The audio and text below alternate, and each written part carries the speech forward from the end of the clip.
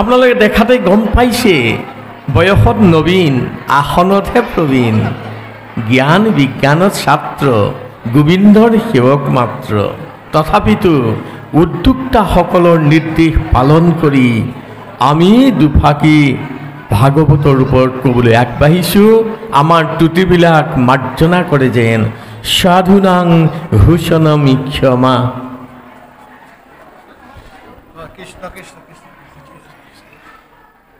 এই মহাভাগৱতৰ বিষয়ে ক'বলৈ গ'লে 7 দিন 7 ৰাতিও শেষ নহয়।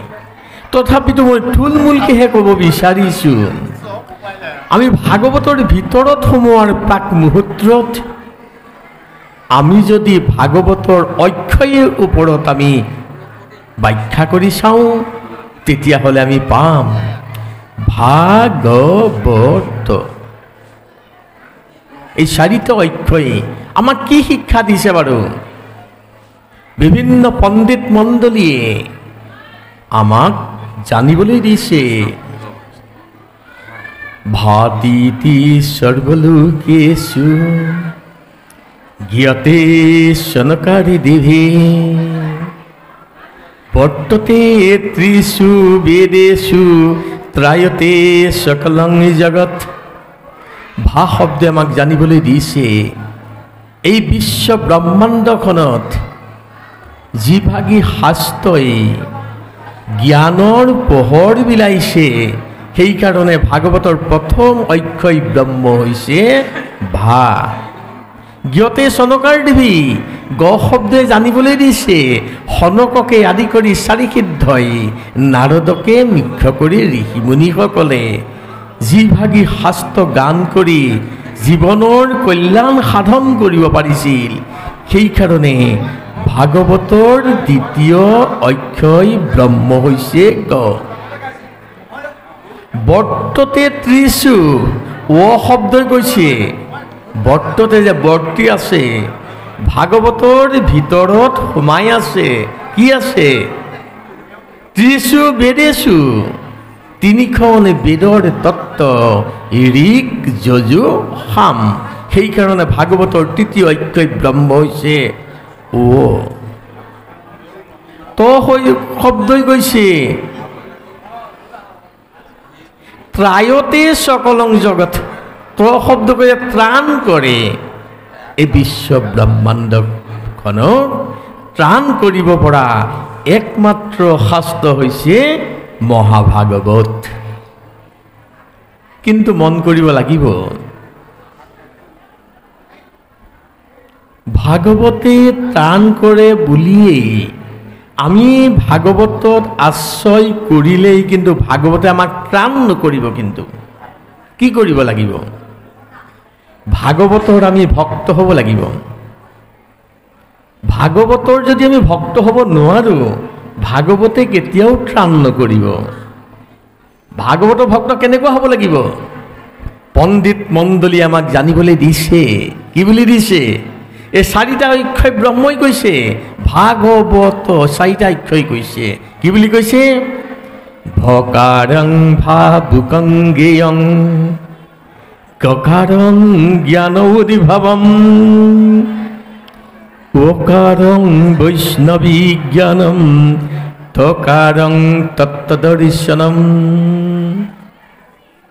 ভ শব্দই কৈছে ভকাৰং ভাবুকং জ্ঞেয়ং। ভাগৱত প্ৰেমী ভক্তসকল ভাবুক হ'ব লাগিব। ভাবুক মানে অনুসন্ধিৎসু মনৰ গৰাকী হ'ব লাগিব। জানিবৰ কাৰণে হাবিয়াস লাগিব। সেইজনহে ভাগৱতৰ ভক্ত হ'ব পাৰিব। তেতিয়া কি হ'ব? গ শব্দই কৈছে গকাৰং জ্ঞান উদ্ভৱম। গ শব্দই কৈছে অনুসন্ধিৎসু মনৰ ভক্তৰে সঁচা অৰ্থত ভাগৱতৰ জ্ঞান উদ্ভৱ হ'ব।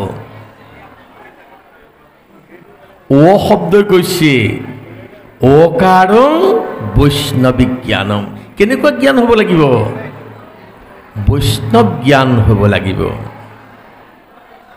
তকাৰং, ত শব্দই কৈছে তকাৰং তত্ত্বদৰ্শনম। আৰু সেইগৰাকীহে সঁচা অৰ্থত ভাগৱতৰ তত্ত্বদৰ্শী হ'ব পাৰিব। ভাগৱতৰ তত্ত্বখিনি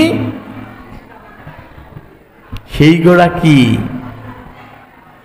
মহাভক্তইহে ভাগৱতৰ তত্ত্ব হৃদয়ংগম কৰিব পাৰিব। এনেই ভাগৱত শুনিলেই নহ'ব। ভাগৱত কাণেৰে শুনা বস্তু নহয়, ভাগৱত হৃদয়েৰে শুনিব লাগিব। হৃদয়েৰে শুনিলেহে ভাগৱতে কামত আহিব। কাণেৰে শুনিলে, এখন কাণেৰে শুনিলে ইখন কাণে ওলাই গুচি যাব। কামত আহিব জানো? কেতিয়াও কিন্তু কামত নাহে। এই মহাভাগৱত ক'ৰ পৰা আহিল বাৰু? আমি মূল দুই এটা তত্ত্বহে ক'ব বিচাৰিছোঁ। মহাভাগৱত ভাগি আহিল ক'ৰ পৰা? আমি যদি বিশ্লেষণ কৰি চাওঁ তেতিয়াহ'লে পাম আদি নিৰঞ্জন প্ৰভুৱে অনাদি অনন্ত প্ৰভুৰ আগতেই মহাভাগৱতৰ কথা কৈছিল। অনাদি অনন্ত প্ৰভুৱে কালপুৰীয়া নাৰায়ণক কৈছিল। কালপুৰীয়া নাৰায়ণে শ্ৰী নাৰায়ণক ক'লে, শ্ৰী নাৰায়ণে হংস নাৰায়ণক ক'লে, হংস নাৰায়ণে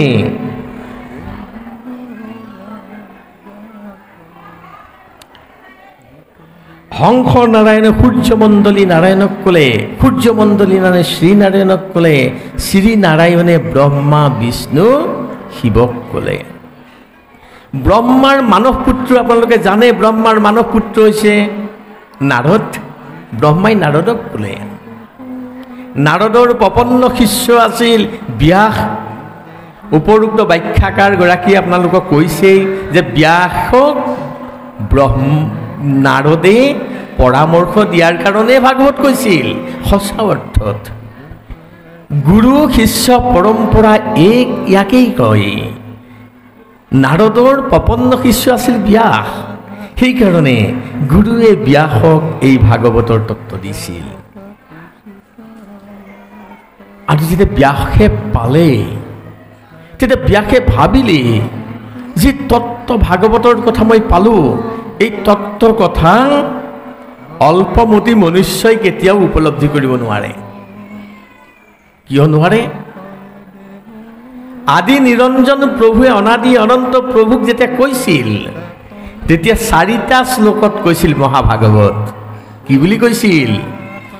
অহমিবাস্মি ব্ৰজ্ঞে নান্য যদি সদসৎ পৰম প্ৰসাদুহং সদেতস্য যুব শিষ্য স্যস্ম্যহম ঋতীৰ্থং সদ পতিয়েত ন পতিয়েত সান্মনি তদ্বিদ্যাদাত্মনুমায়ং যথা ভাসু যথা তম যথা মহান্তি ভূতানি ভূতেষু সর্বশেষু প্রবিষ্টান্যং প্রবিষ্টানি তথা তেষু ন তেষ্যহম এতাবদ্দেবং জিজ্ঞাসং তত্ত্বজিজ্ঞাসুনাত্মনো অন্যয়ে ব্যতিরেক্তভ্যাং যৎ সৎ সর্বদ সর্বদাহ। এই 4টা শ্লোকে আদি নিৰঞ্জন প্ৰভুৱে অনাদি অনন্ত প্ৰভুক কৈছিল।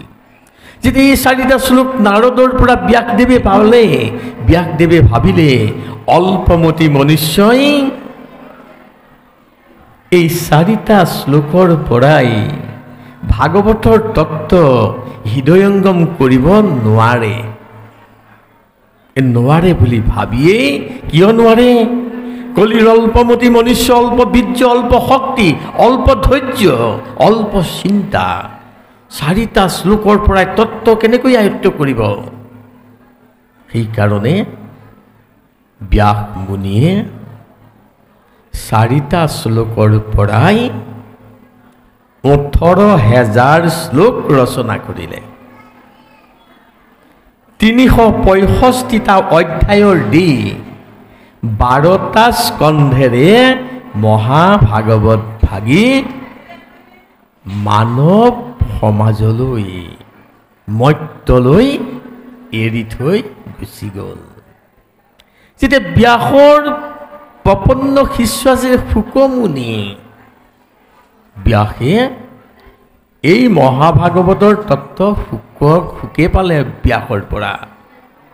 আৰু আপোনালোক সকলোৱে জানে, যেতিয়া ৰাজাধিৰাজ মহাৰাজ পৰীক্ষিত মহাৰাজে যেতিয়া ঋষিৰ শাপগ্ৰস্ত হ'ল, 7 দিনত যেতিয়া তেওঁ মৃত্যুৰ কথা আহি গ'ল, গংগাৰ তীৰত যেতিয়া ব্যাস বশিষ্ঠকে আদি কৰি বিশ্বামিত্ৰ বিভিন্ন ঋষিসকলক লগত যেতিয়া তেওঁ সংগ দিছিল গংগাৰ তীৰত, তেতিয়া ব্যাসক এই ঋষিসকল থাকোঁতে পৰীক্ষিতৰ মনৰ সংশয় কোনেও ছেদ কৰিব পৰা নাছিল।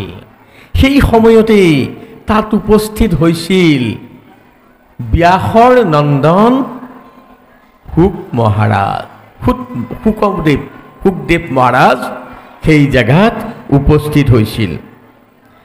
আৰু শুকদেৱ মহাৰাজ তাত উপস্থিত হোৱাৰ লগে লগে পৰীক্ষিতে গম পাই গৈছিল যে শুক মহাৰাজেহে মোক মনৰ সংশয় ছেদ কৰি মোৰ কল্যাণৰ কথা ক'ব পাৰিব। আৰু লগে লগে পৰীক্ষিত মহাৰাজে শুকমুনিক পাদ্য অৰ্ঘ্যৰে আগবঢ়াই আনি আসনত বহুৱাই তেতিয়া শুকমুনিয়ে ৰাজা পৰীক্ষিতে শুকমুনিক 6টা প্ৰশ্ন সুধিছিল।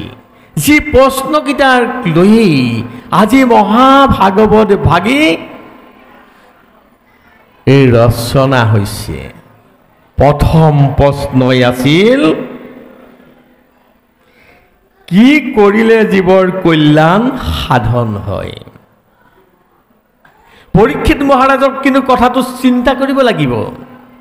পৰীক্ষিত মহাৰাজে কি কৰিলে মোৰ কল্যাণ সাধন হ'ব এইটো সোধা নাই। কিন্তু পৰীক্ষিত মহাৰাজে সকলো মানৱ জীৱনৰ কাৰণে, সকলো জীৱ জগতৰ কাৰণে এটা প্ৰশ্ন কৰিছে, কি কৰিলে জীৱৰ কল্যাণ সাধন হয়? এইটো প্ৰথম প্ৰশ্ন কৰিছে। আৰু লগে লগে শুক মহাৰাজে, শুকমুনিয়ে তাৰ উত্তৰ দিছে, হে মহাৰাজ, সঁচা ধৰ্ম পালন কৰিলেই জীৱৰ কল্যাণ সাধন হয়। ইয়াৰ ব্যাখ্যা আহি যাব আকৌ। সঁচা ধৰ্ম কোনবিলাক? প্ৰথমতেই পালন কৰিবলগীয়া ধৰ্ম হৈছে সদাচাৰ ধৰ্ম। কোনবিলাক সদাচাৰ ধৰ্ম? সত্য, শৌচ, দয়া, ক্ষমা, স্নান, দান, শ্ৰদ্ধা আদি, যাৰ দ্বাৰা মানৱত্ব ৰক্ষা হৈছে, এয়া হৈছে আচাৰ ধৰ্ম। আৰু এই আচাৰ ধৰ্ম যেতিয়া পালন কৰা হ'ব, তেতিয়াই লাভ কৰা হ'ব আধ্যাত্মিক ধৰ্ম। সদাচাৰী জীৱনে মানৱ শৰীৰটো সদাচাৰী কৰি পেলাব, অৰ্থাৎ পবিত্ৰ কৰি পেলাব। আমাৰ মনৰ পৰা সদাচাৰী জীৱন যেতিয়া আমি পালন কৰিম, তেতিয়া কি হ'ব? আমাৰ মনত যিবিলাক আছে,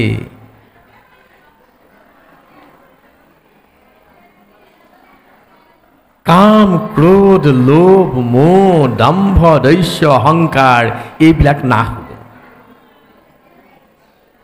দুৰ্বাসনা, এইবিলাকক কৈছে দুৰ্বাসনা। আমাৰ শৰীৰ, আমাৰ হৃদয়ত যিবিলাক দুৰ্বাসনা আছে, এই দুৰ্বাসনাখিনি নাশ হ'ব কেনেকৈ?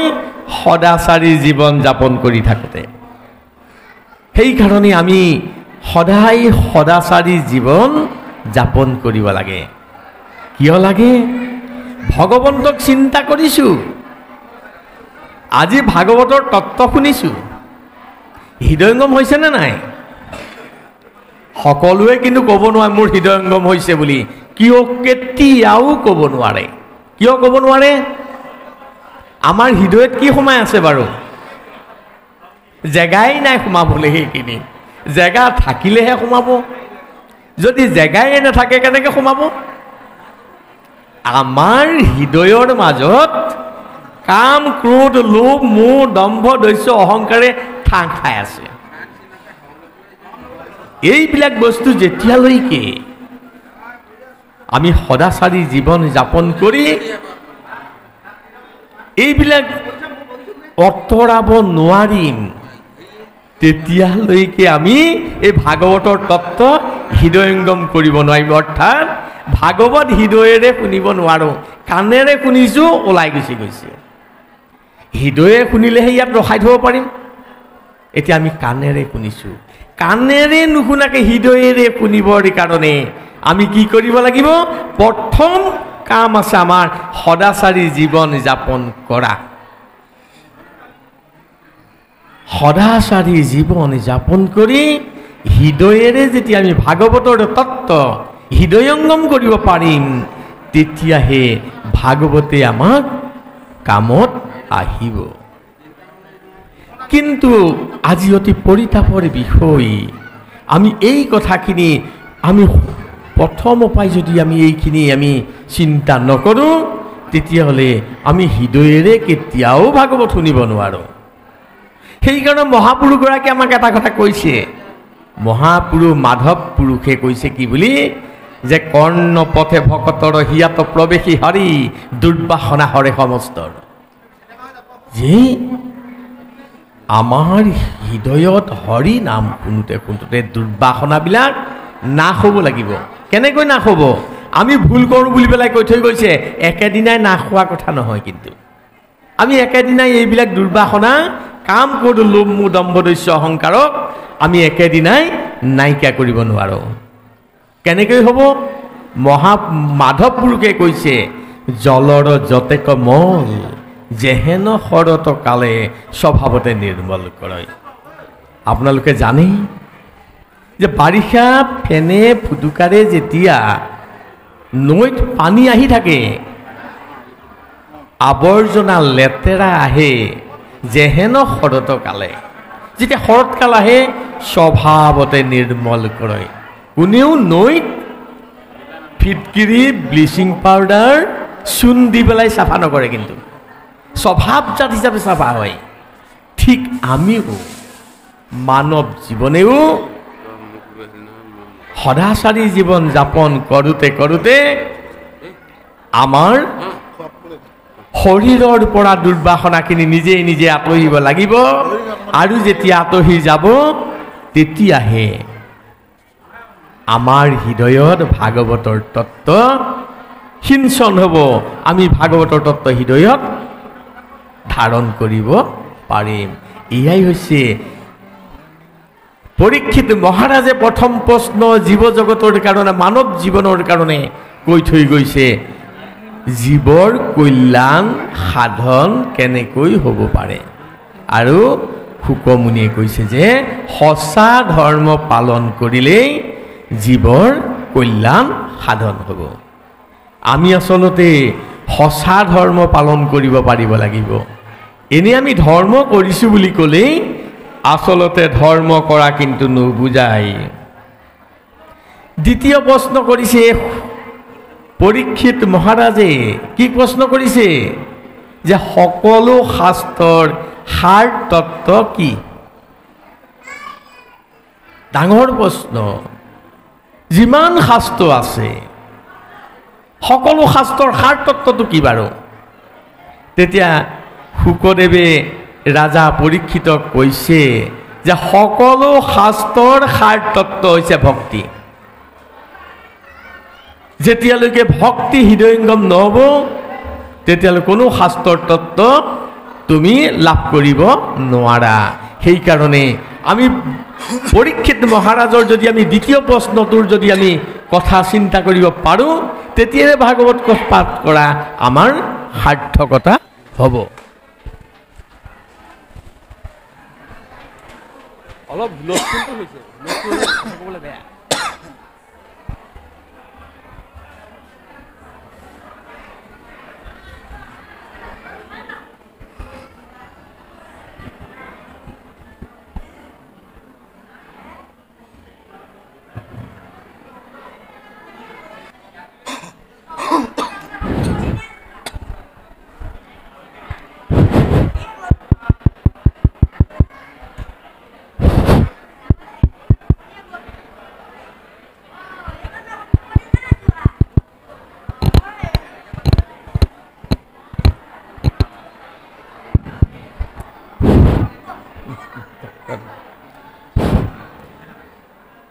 সকলো শাস্ত্ৰৰ সাৰ তত্ত্ব বিচাৰ কৰোঁতে পোৱা গ'ল কি সকলো শাস্ত্ৰৰ সাৰ তত্ত্ব হৈছে ভক্তি।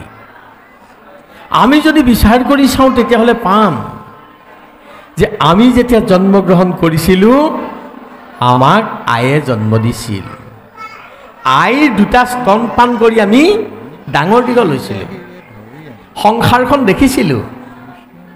কিন্তু আমি যেতিয়া আধ্যাত্মিক জগতলৈ আগবাঢ়ি গ'লোঁ তেতিয়া ভক্তি মাতৃৰ কোলাত উঠিলোঁ। আৰু ভক্তি মাতৃৰ দুটা স্তন আছে। এটা স্তন হৈছে এটা স্তনৰ পৰা আমি লাভ কৰোঁ জ্ঞানৰূপী অমৃত, আৰু দ্বিতীয়টো পাই লাভ কৰোঁ বৈৰাগ্যৰূপী অমৃত।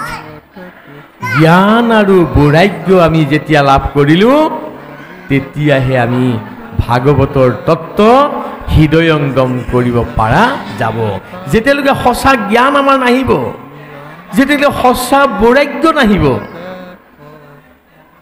তেতিয়ালৈকে ভগৱন্ত ব্ৰহ্মক লাভ কৰা ইমান সহজসাধ্য নহয়। তৃতীয় প্ৰশ্ন সুধিছিলে ৰাজা পৰীক্ষিতে শুকদেৱক। কি কৈ সুধিছিলে যে ভগৱান কৃষ্ণই দৈৱকীৰ গৰ্ভত কিয় জন্ম লৈছিল?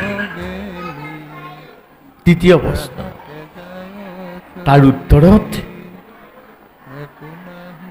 শুকদেৱে ৰাজা পৰীক্ষিতক ক'লে, হে পৰীক্ষিত, ভগৱান কৃষ্ণই দৈৱকীৰ গৰ্ভত জন্ম লোৱা মূল কাৰণেই হৈছে জীৱৰ কল্যাণৰ কাৰণেই জন্মগ্ৰহণ কৰিছিল। অৰ্থাৎ পৃথিৱীৰ ভূভাৰ হৰণ কৰি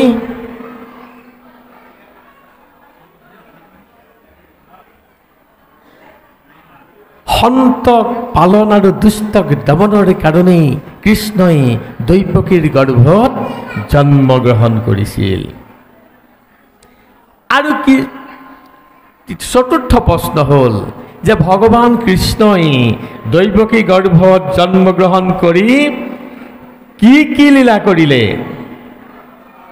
প্ৰথম লীলাই হৈছে কৃষ্ণই দৈৱকী গৰ্ভত জন্মগ্ৰহণ কৰি 4 প্ৰকাৰৰ লীলা কৰিলে।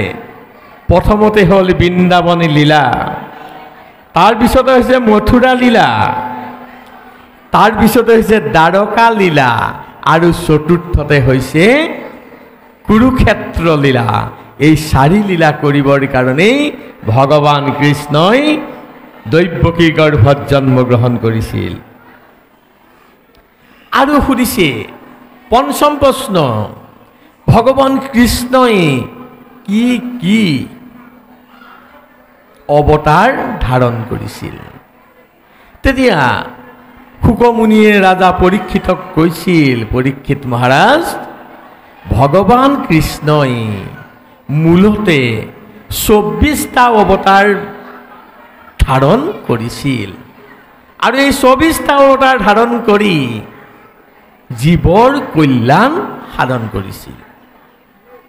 ষষ্ঠ প্ৰশ্নটো হৈছে যে ভগৱান কৃষ্ণই যেতিয়া ধৰাধামৰ পৰা গুচি গৈছিল ধৰ্মই ক'ত আশ্ৰয় কৰিছিল?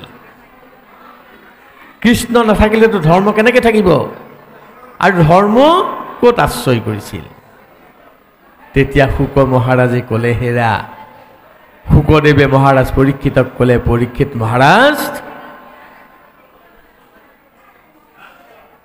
প্ৰভু ভগৱন্ত ধৰাধামৰ পৰা যোৱাৰ লগে লগে ধৰ্মই আশ্ৰয় ল'লে ভাগৱতৰ ভিতৰত,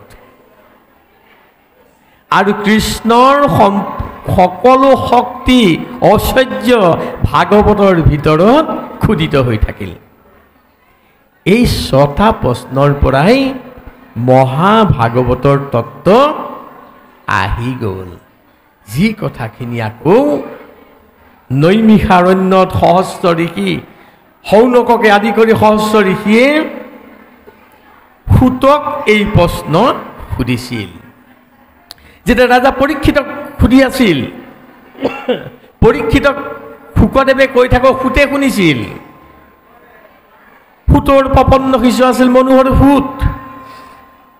সুতে মনোহৰ সুত ক'লে। মনোহৰ সুতৰ প্ৰপন্ন শিষ্য আছিল শংকৰাচাৰ্য। হেৰিয়ে শংকৰাচাৰ্যক ক'লে। শংকৰাচাৰ্যৰ প্ৰপন্ন শিষ্য আছিল শ্ৰীধৰ স্বামী। শংকৰাচাৰ্যই শ্ৰীধৰ স্বামীক ক'লে। শ্ৰীধৰ স্বামীৰ প্ৰপন্ন শিষ্য আছিল ভাস্কৰাচাৰ্য। তেওঁ ভাস্কৰাচাৰ্যক ক'লে।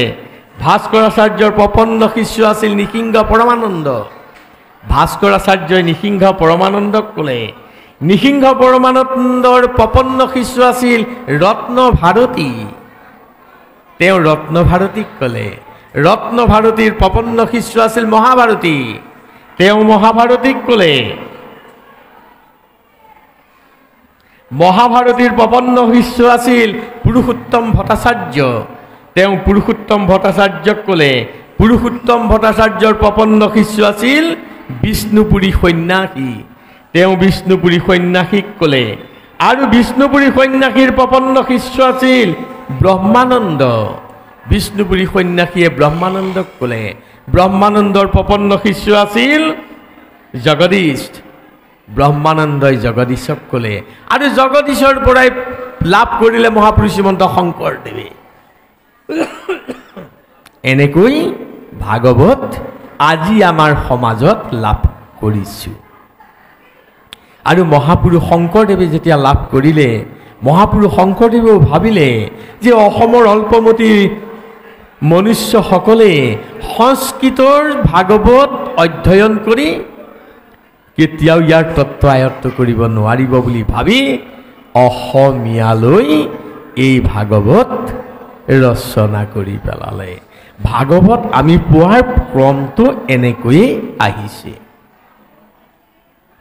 কিন্তু আমি ধৰ্মৰ ওপৰত যদি কোৱা হয়, আমাৰ উপৰোক্ত ব্যাখ্যাকাৰে এটা কথা কৈ থৈ গৈছে যে বামুণীয়া ধৰ্ম, শংকৰ সংঘ ধৰ্ম এনেকৈ কৈছে।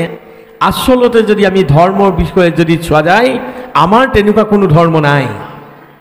আমাৰ ধৰ্মটোৰ নাম হৈছে সনাতন ধৰ্ম। সনাতন ধৰ্ম অৰ্থ হৈছে চিৰন্তন, যি অনাদি অনন্ত কালৰ পৰাই চলি আহিছে, যাৰ আদি নাই অন্ত নাই, লয় নাই ক্ষয় নাই। সেইকাৰণে আমাৰ ধৰ্মটোৰ নাম হৈছে সনাতন ধৰ্ম। আৰু সনাতন ধৰ্মত বেদক প্ৰাধান্য দিয়াৰ কাৰণে সনাতন ধৰ্মক বৈদিক ধৰ্ম বুলিও অভিহিত কৰে। আৰু বেদত কথাখিনি যেতিয়া ভাগৱতত খোদিত হৈ আছে, বহুতে ভাগৱতী ধৰ্ম বুলিও কয়। কিন্তু ক'তো মই আজিলৈকে পোৱা নাই এয়া বামুণীয়া ধৰ্ম, এয়া শংকৰী ধৰ্ম, এনেকৈ ক'তো কিন্তু মই আজিলৈকে পোৱা নাই। আমি যি ধৰ্ম পালন কৰিছোঁ এয়া হৈছে বৈদিক ধৰ্ম। বেদক প্ৰাধান্য দিয়াৰ কাৰণে বৈদিক ধৰ্ম। আমাৰ এইটো উপাসনাৰ পদ্ধতিটো হৈছে বেলেগ হ'ব পাৰে। কোনোবাই হয়তো বেলেগভাৱে উপাসনা কৰিছে, কোনোবাই বেলেগভাৱে উপাসনা কৰিছে। আজি আপোনালোকে উপাসনা কৰিছে, নাম গাইছে, গোপাল গোবিন্দ যদুনন্দন কৃষ্ণৰ চৰণে ললো শৰণ। আমি উপাসনা কৰিছোঁ কি বুলি? বিষ্ণু বিষ্ণু মাধৱ মাধৱ, জয় যোগেশ্বৰ হৰি, সর্বমঙ্গলে মঙ্গলে শিরে সর্বসাধিকে, শরণে কমকে গৌরী নারায়ণং নমস্তুতে, নিত্যং শ্রী বিজয় নিত্যং, নিত্যং কল্যাণ মঙ্গলং, জৈসাং হৃদিস্থির মঙ্গলাই হরি, মাধব মাধব বাসী, মাধব মাধব হৃদি, স্মরন্তি সাধব সর্বকার্যেষু মাধব। অর্থাৎ আমি আপোনালোকে যেনিবা অসমীয়াত উপাসনা কৰিলে, নাম গালে, আমি যেনিবা সংস্কৃতত নাম গালো, বিষ্ণু বিষ্ণু মাধৱ মাধৱ, মই বিষ্ণুৰ কথা কৈছোঁ, মাধৱৰ কথা কৈছোঁ, হৰি নাম লৈছোঁ মই, এয়া যেনিবা সংস্কৃতত লৈছোঁ। অৰ্থাৎ আমাৰ উপাসনা পদ্ধতিটো কিছু অলপ বেলেগ হ'ব পাৰে। কোনোবাই সংস্কৃতত লৈছে, কোনোবাই অসমীয়াত লৈছে, কোনোবাই হিন্দীত লৈছে। কৃষ্ণ কৃষ্ণ হরে কৃষ্ণ হৰে কৃষ্ণ, হয়তো কোনোবাই তেনেকে লৈছে, হৰে কৃষ্ণ হৰে ৰাম লৈছে, কিন্তু উপাসনা পদ্ধতিটোৱে বেলেগ, নাম কিন্তু একেখিনিয়ে, ভগৱন্তৰ নামকেহে সকলোৱে গাইছে। আৰু আমাৰ বেদেও এটা কথা কৈছে, আজি আমাৰ সকলো শাস্ত্ৰৰ সাৰ মৰ্ম আমাৰ বেদে কি বুলি কৈছে,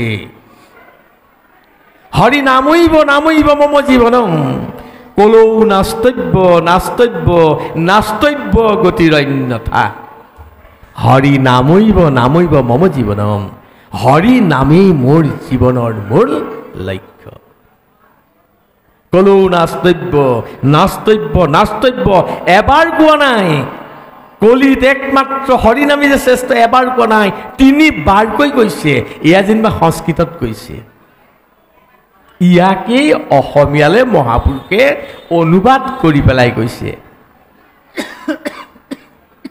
গোটেইখিনি তত্ত্ব বেদৰ পৰাই আহিছে। আজি যদি আমি বিচাৰ কৰি চাওঁ তেতিয়া কি পাম বাৰু? আৰু এটা কথা কৈ থৈ যাওঁ, ব্যাসৰ যেতিয়া ভ্ৰম হৈছিল তেতিয়া নাৰদে ব্যাসক ভাগৱত ৰচনা কৰিবলৈ কৈছিল। কথাটো হয়, কাৰণ ব্যাসৰ যেতিয়া গুৰু হয় নাৰদ, নাৰদেইতো পৰামৰ্শ দিবই লাগিব। গুৰুৰ কাম কি? শিষ্য যেতিয়া বিপথগামী হ'ব, শিষ্যৰ যেতিয়া মনত সংশয় হ'ব, গুৰুৱে তাৰ সংশয় ছেদ কৰি দিয়াটো গুৰুৰ কৰ্তব্য। গুৰুৰ কৰ্তব্য হিচাপে নাৰদে যেতিয়া মূল তত্ত্ব পাইছিল ভাগৱতৰ, আৰু সেই ভাগৱত তত্ত্ব প্ৰপন্ন শিষ্য ব্যাসক দি দিলে। এইটো এটা ক্ৰম, গুৰু পৰম্পৰা মাধ্যমেৰেদি নাৰদৰ পৰাই ব্যাসে লাভ কৰিছিল। ঠিক তেনেকৈ আজি এই ভাগৱতৰ তত্ত্ব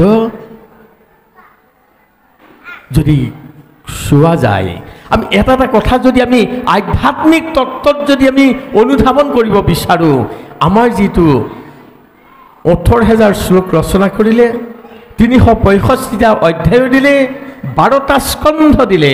স্কন্ধ শব্দ যদি আধ্যাত্মিকত আমি যদি ব্যাখ্যা কৰি চাওঁ তেতিয়াহ'লে পাম স্কন্ধ শব্দ অৰ্থ কি বাৰু?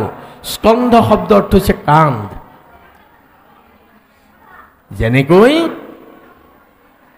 সৰু সৰু ল'ৰা ছোৱালীক নিজ পিতৃয়ে বোকা পংকৰ পৰা পাৰ কৰাই দিবৰ কাৰণে কান্ধত তুলি যেনেকৈ পাৰ কৰাই দিয়ে, ঠিক তেনেকৈ আমি ভাগৱত প্ৰেমী ভক্তসকলকো আমি যদি ভাগৱতৰ যদি আশ্ৰয় কৰোঁ, ঠিক তেনেকৈ ভৱ সমুদ্ৰৰূপী এই সাগৰখন ভাগৱতৰ স্কন্ধে আমি পাৰ হৈ যাব পাৰিম। কিন্তু তাৰ কাৰণে আমাক কি লাগিব? সঁচা ভক্তি লাগিব। সঁচা ভক্তিৰ অবিহনে কেতিয়াও সঁচা জ্ঞান লাভ নহয়। এই বিদ্যা লাভ হ'বলৈ হ'লে সঁচা ভক্তি লাগিব। বিদ্যা কিন্তু 2 প্ৰকাৰ। এক প্ৰকাৰ বিদ্যা হৈছে পৰা বিদ্যা, এক প্ৰকাৰ বিদ্যা হৈছে অপৰা বিদ্যা। পৰা বিদ্যা কোনবিলাক আৰু অপৰা বিদ্যা কোনবিলাক আমি ভালদৰে জানিব লাগিব। পৰা বিদ্যাই হৈছে যিখিনি আধ্যাত্মিক বিদ্যা, সেইখিনি হৈছে পৰা বিদ্যা। যি ভগৱন্তমুখী চিন্তা, যি ভগৱন্তমুখী কৰ্ম, যি আধ্যাত্মমুখী শিক্ষা, এয়াই হৈছে পৰা বিদ্যা। আৰু অপৰা বিদ্যা কোনবিলাক? যি বিদ্যাৰ দ্বাৰা আমি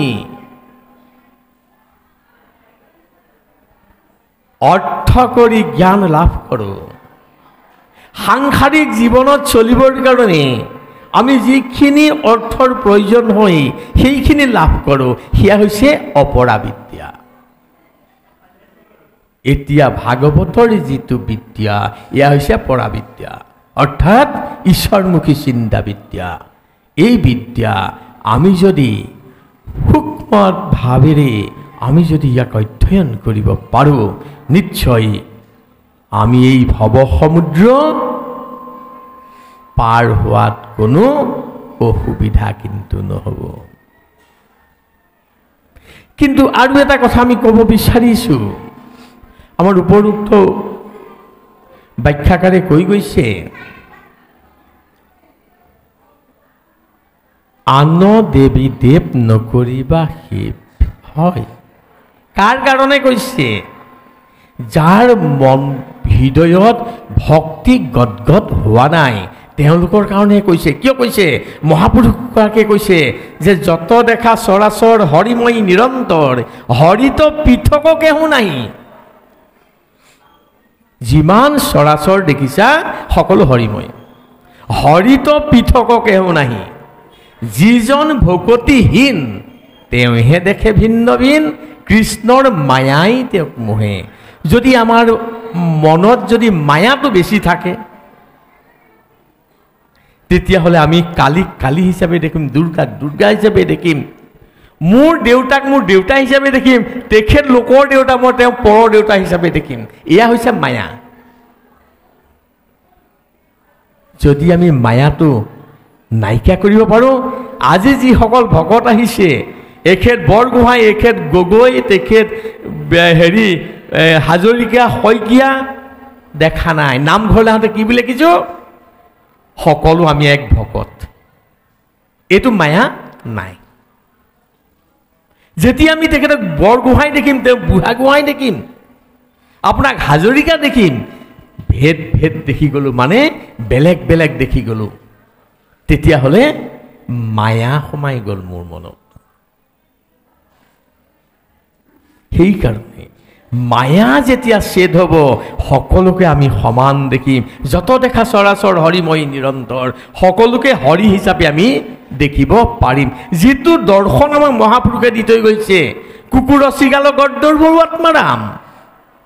কিন্তু মনত ৰাখিব, কুকুৰ চিগাল গৰ্দৰ্ভ আত্মাৰাম, আত্মাটোকহে ৰাম বুলি কৈছে, কুকুৰটোক নাই কোৱা। কিয় নাই কোৱা? কুকুৰটোক একে আত্মা বুলি যদি ভৰিত ধৰি সেৱা কৰিবলৈ যায়, ঘেংকে কাম মাৰি দিব, সেইটো কোৱা নাই। কিন্তু কি কৈছে? যে আত্মা সকলোৰে সমান বুলি, কুকুৰটোক তুমি অন্যায় নকৰিবা, তাক কিবা এটা খাবলৈ তুমি দিবা, তাক ভৰিত ধৰি সেৱা কৰিবলৈ কোৱা নাই। কিন্তু আত্মা পূজা তেতিয়াহে হ'ব, সকলো জীৱক যেতিয়া দয়াৰ চকুৰে চোৱা হ'ব। সেয়াই হৈছে আত্মাৰাম দেখা নিচিনা। কুকুৰটোক ভৰিত ধৰি সেৱা কৰিবলৈ কোৱা নাই একে আত্মা বুলি, গাধটোক ভৰিত ধৰি সেৱা কৰিবলৈ কোৱা নাই, কিন্তু গাধটোক খাবলৈ দিবলৈ কৈছে। কুকুৰটোক দেখিলেই ফমুঠি মাৰি পেলাই হাত দিছে, একে আত্মা। সি যেতিয়া দুখ পাব, তোমাৰ আত্মা একে দুখ পাব, এইটোহে ক'বলৈ কৈছে। আত্মাৰাম বুলি ক'লেই সেইটো কথা কোৱা নাই। এনে ভাৱেৰে যেতিয়া আমি বুজিম, আমি সকলোকে যেতিয়া সমদৃষ্টিৰে চাব পাৰিম, যিটো আমাৰ বেদত কৈছে, যিটো আমাৰ সকলো শাস্ত্ৰত কৈছে। কি কৈছে? মাতৃবৎ পৰদাৰেষু পৰদৈব্যেষু লুষ্ঠবৎ। মাতৃবৎ পৰদাৰেষু, সকলো মহিলাক যেতিয়া আমি মাতৃজ্ঞানে দেখিম, আজি হ'বনে কেতিয়াবা ধৰ্ষণ? আজি বলৎকাৰ হ'ব জানো? সকলোকে যদি আমি মাতৃজ্ঞানে চাব পাৰোঁ, আমি বেদৰ কথা মানিছোঁ নে নাই? নাই মনা। বেদে আমাক সেই শিক্ষা দিছে, ধৰ্মশাস্ত্ৰই সেই শিক্ষা দিছে। মাতৃবৎ পৰদাৰেষু, আমি মাতৃ বুলি যদি তেখেতকো ভাবিব পাৰোঁ, তেখেতকো ভাবিব পাৰোঁ, তেতিয়াহ'লে মোৰ বেয়া ভাৱটো তেখেতলোকলৈ কেলৈ আহিব? বেদে আমাক এই শিক্ষা দিছে। কিন্তু মোৰ মাক যেনে জ্ঞানে দেখোঁ, যেনে জ্ঞানে চাওঁ, যি ভক্তিৰে চাওঁ, মই লোকৰ আইসকলকো একে ভক্তিৰে চাব লাগিব। এয়া হৈছে ভাগৱত ধৰ্ম। পৰদৈব্যেষু লুষ্ঠবৎ, লোকৰ বস্তু এটা পৰি আছে, মাটিৰ চপৰা বুলি ভাবিলোঁ, মোক কিন্তু মোবাইল এটা প্ৰয়োজন, এই টেবুলতে পৰি আছে, মোৰ মনটো গৈ আছে, লৈ যাব পাৰিলে মই বাচিলোঁ, মোক এটা মোবাইল প্ৰয়োজন। কিন্তু আমাৰ শাস্ত্ৰই কি কৈছে? পৰদৈব্যেষু লুষ্ঠবৎ, সাধাৰণ মাটিৰ চপৰা। এইটো লোকৰ বস্তু, মাটিৰ চপৰাৰ লগৰ প্ৰয়োজন নাই, কোনো ভেলু নাই। মোৰ যদি মনটোত তেনেকৈ আহে, লোকৰ বস্তু মাটিৰ চপৰাৰ লগৰ মোক নালাগে। এইটো কথা ক'বলৈ গৈছে। অৰ্থাৎ মোৰ বেয়া মনটো তাৰ পৰা আঁতৰাই নিছে, এয়া ভাগৱত ধৰ্ম। আমি এনেকৈ যদি চিন্তা কৰোঁ, এই তেতিয়াহে ভাগৱত ধৰ্ম হ'ব।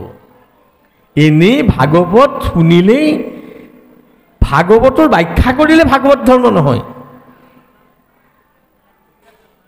ভাগৱত ধৰ্ম অনুকৰণ কৰিব লাগিব, অনুকৰণ। ভাগৱত ধৰ্ম আমি অনুকৰণ কৰিব লাগিব। আমি আজি ভাৰতীয় সনাতনী ধৰ্মী হিচাপে, আমি সনাতনী ধৰ্মী হিচাপে আমি 5 গৰাকী মাতৃক সেৱা কৰিব পাৰিব লাগিব, তেতিয়াহে আমি সনাতনী ধৰ্ম হ'ব পাৰিম। আমাৰ 5 গৰাকী মা আছে। কোন কোন বাৰু?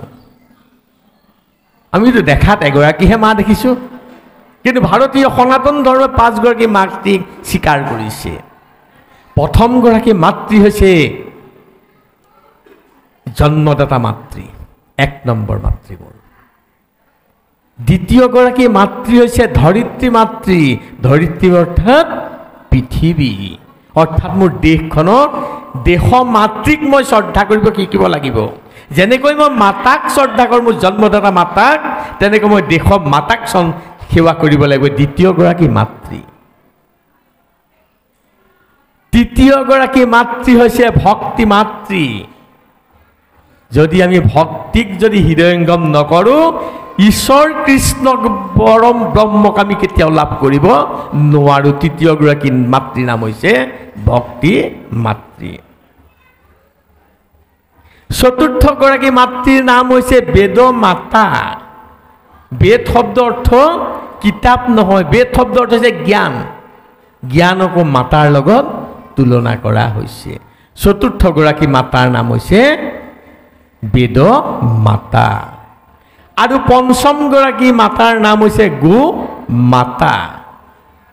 যেনেকৈ আমাৰ মায়ে এবছৰ বা 12 মাহে আমাৰ গাখীৰ স্তনপান কৰালে, কিন্তু যি মাতৃয়ে আমাক আজীৱন স্তনপান কৰাই আছে, সেই মাতাকো আমি মাতৃবধ জ্ঞান কৰিব লাগিব। তেতিয়াহে আমাৰ ভাৰতীয় দৰ্শনে আমি লাভ কৰিব পাৰিম। নহ'লে আমি ভাৰতীয় দৰ্শন কেতিয়াও লাভ কৰিব নোৱাৰোঁ। এয়া হৈছে ভাগৱত ধৰ্ম। আমি ভাগৱত ধৰ্ম পালন কৰিবলৈ হ'লে আমি আমাৰ কৰণীয় কৰ্মখিনি কৰিব লাগিব। এনেই ঈশ্বৰ কৃষ্ণৰ কথা কৈ থাকিলেই কিন্তু নহ'ব। ঈশ্বৰ কৃষ্ণক আমি জানিব লাগিব। কৃষ্ণ মানে কি বাৰু?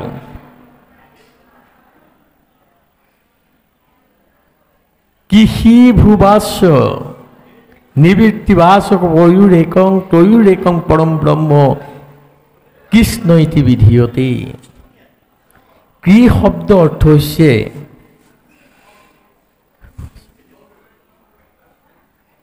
পৃথিৱী, ন শব্দ অৰ্থ হৈছে আনন্দ। যি এই পৃথিৱীত আনন্দ প্ৰদান কৰিব পাৰে সেয়াই হৈছে কৃষ্ণ। যি আনন্দ দিব পাৰে তেৱেই কৃষ্ণ। আমি ক'ত আনন্দ পাইছোঁ? য'তেই আনন্দ পাইছে তাতে কৃষ্ণ কিন্তু আছে। সেইকাৰণে আমাৰ প্ৰেম লাগিব। প্ৰেম নহ'লে কেতিয়াও কৃষ্ণক লাভ কৰিব পৰা নাযাব। এতিয়া আমি প্ৰেম শব্দ অৰ্থটো কিন্তু আমি বেলেগ ৰাস্তাত বুজাওঁ। প্ৰেম সেইটো ৰাস্তাত নুবুজাই আচলতে। কি বুলি কৈছে? আত্মেন্দ্ৰিয় প্ৰীতিৰ্ষা তাকে বোলে কাম।